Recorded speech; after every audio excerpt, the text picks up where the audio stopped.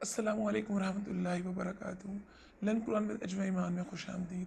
کیا آپ نے کبھی سوچا ہے کہ معوذتین کیا ہے؟ کبھی ہم نے تھوڑا رک کر سوچا ہے کہ سورۃ الفلق، سورۃ الناس، معوذتین ایک ہی دن میں کئی دفعہ پڑھنے سے ہمارا دن کیسے اچھا گزر سکتا ہے؟ رسول اللہ صلی اللہ علیہ وآلہ وسلم نے سورۃ الفلق، سورۃ الناس کو ایک دن میں کئی بار پڑھنے کو کہا ہے۔ جاگنے کے بعد، نماز فجر کی رکعتوں میں، صبح و شام کے اذکار میں، ہر فرض نماز کے بعد، سونے سے پہلے، حالت بیماری میں، جادو کے اثرات میں، ان حالات میں آپ معوذتین کو لازمی پڑھیں۔ لیکن کیا ہم نے تھوڑا رک کر سوچا ہے کہ معوذتین ایک ہی دن میں کئی دفعہ پڑھنے کو کیوں کہا ہے؟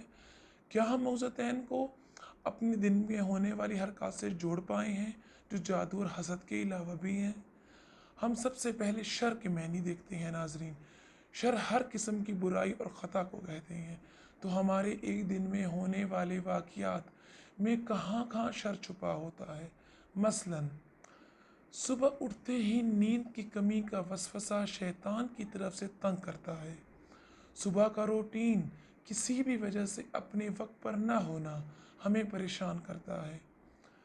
کسی معاملے میں لیٹ ہونا یا کسی کام کا رک جانا تنگ کرتا ہے۔ کسی کی تنقید تو کسی کی ناراضگی تو کسی کی بدتمیزی تنگ کرتی ہے۔ کبھی کوئی مشین خراب ہو جاتی ہے تو کبھی اپنی یادداشت پریشان کرتی ہے۔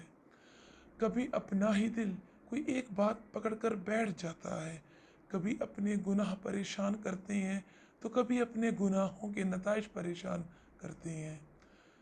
کبھی موسم، وائرس، بیکٹیریا پریشان کرتے ہیں، اور اسی طرح ناظرین کئی مثالیں ہو سکتی ہیں جو ہمارے معمول کا حصہ ہیں، لیکن اس شر کا مقابلہ ہم خود نہیں کر سکتے جو بہت زیادہ ہے۔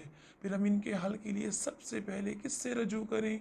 اس کے لیے ہمیں اللہ سبحانہ و تعالیٰ کی طرف رجوع کرنا ہے جو صبح کا رب ہے، انسانوں کا رب ہے، ان کا مالک ہے اور ان کا الہ ہے۔